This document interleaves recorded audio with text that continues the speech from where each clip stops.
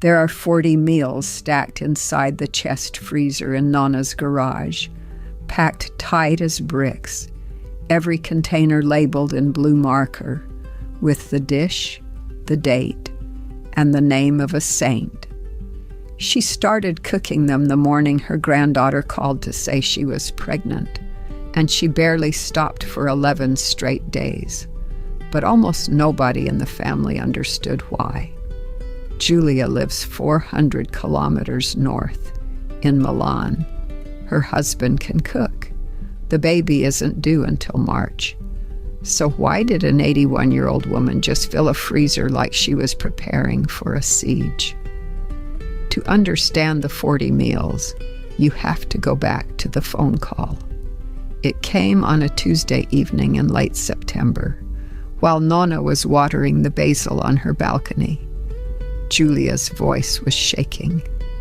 8 weeks along, she said, sick every morning, exhausted by noon, and scared in that particular way.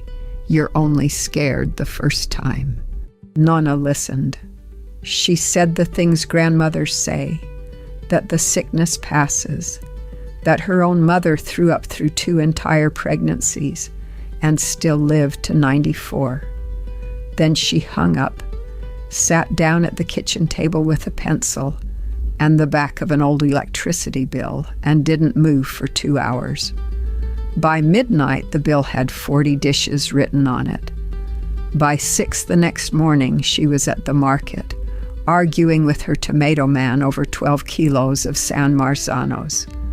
Her daughter Rosa found out by accident, called her, and asked if she'd lost her mind. Nonna's answer was 5 words. The baby comes in March. As if that explained anything. It would, eventually, but not for another 11 days. The first 3 days were sauce days. If you'd walked past her building that week, you would have smelled it from the street. Onions and carrots sweating in olive oil at 7 in the morning. Then the deep, sweet smell of tomatoes cooking down for hours. She made ragu the way her mother made it. Beef and pork shoulder simmered so long the meat stops being meat and becomes something closer to velvet. 5 hours per pot. 3 pots. She stood at that stove so long her ankles swelled, and when Rosa begged her to sit, she pulled a chair to the stove and stirred sitting down. The stirring did not stop, but on day 4 she hit a wall, and it wasn't her body. It was geometry. 40 meals is roughly 60 liters of food, and her chest freezer holds 50. She measured. She did the math twice on the same electricity bill. Then she solved it the way she solves everything, with stubbornness and a system. Soups and sauces went into flat bags, pressed thin as books, frozen hard and stacked like files in a drawer. The lasagna was built in foil trays exactly 4 centimeters deep, because that was the height of the gap she had left. Absolute overkill, right?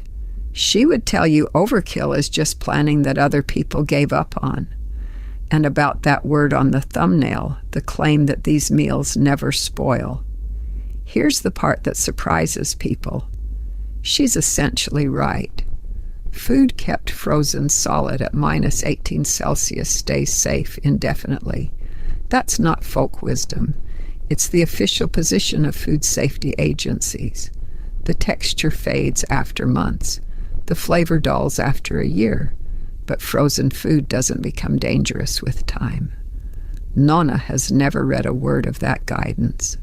She learned it from a village that froze, salted, and jarred its way through winters where the road to town disappeared under snow. The science caught up to her about 50 years late. Days 5 through 8 were for the food she calls one-hand food. And this is where you realize the list on that electricity bill wasn't a menu. It was a study of what's actually coming for Julia. A new mother, Nonna says, eats standing up, with a baby on one arm, at whatever hour the baby permits. So she made 120 polpette, meatballs the size of a walnut, because you can eat them from a bowl with a fork and no knife. She made rice balls you can hold in one fist. She made little folded pies stuffed with greens and ricotta that taste fine, even cold, even at 4 a.m, even eaten over the sink. Every dish on that list had passed the same quiet test. Could a exhausted woman eat this with one hand, in the dark, without washing a single pot? Then came day 9, and day 9 nearly ended the whole thing. Nonna's hands have arthritis, the kind that turns knuckles into weather stations, and 120 meatballs is 120 small negotiations with pain. That night her hands locked up so badly she couldn't turn her bedroom doorknob. She told no one. Rosa found out anyway because mothers and daughters always find out, and she showed up the next morning in an apron without being asked. They hadn't cooked side by side since Rosa's wedding, 26 years ago. They didn't talk much. Rosa rolled, Nonna seasoned, and something that had been sitting quietly between them for years got smaller in that kitchen.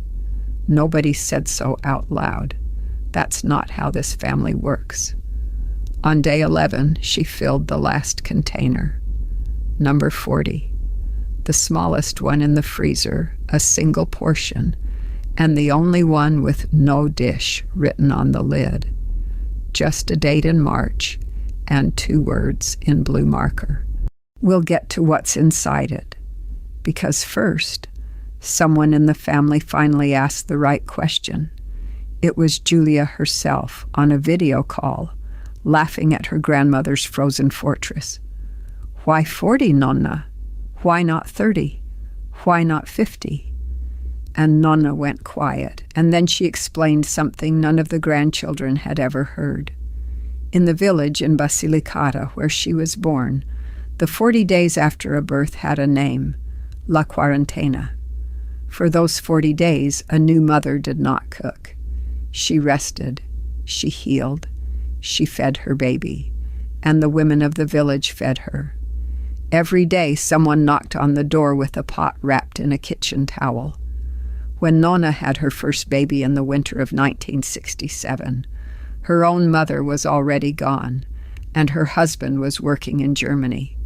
She was 22 and completely alone. And for 40 days, the knock came anyway. Neighbors, cousins, women she barely knew. 40 days, 40 knocks. She has remembered every single one for 59 years. Julia lives 400 kilometers away in a city where nobody knocks. Nonna can't stand at her door every evening in March, so she froze the quarantena instead. 1 meal for every day of it, stacked in order in a garage in the south, waiting for a baby in the north. The freezer isn't a pantry.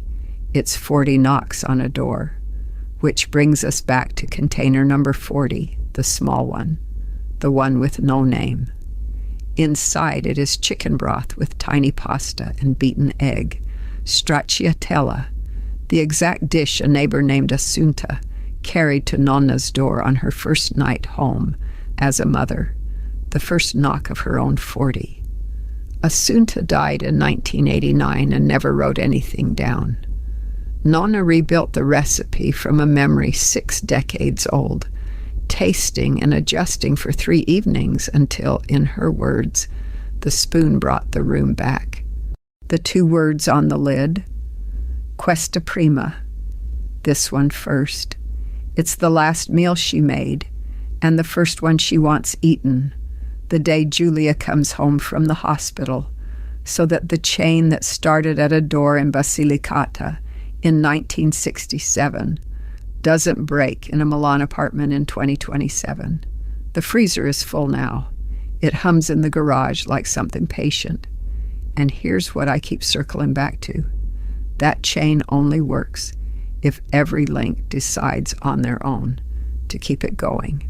Nobody paid Assunta. Nobody organized those 40 knocks. It was just what women did, until the villages emptied and the distances grew. So the question Nonna's freezer really asks is this: who knocks for us now, and whose door will you knock on? Tell me in the comments about the dish someone once carried to your door. And if these stories feed something in you, stay close. Next time, we're opening the notebook Nonna won't let anyone photograph. Word count 1,387.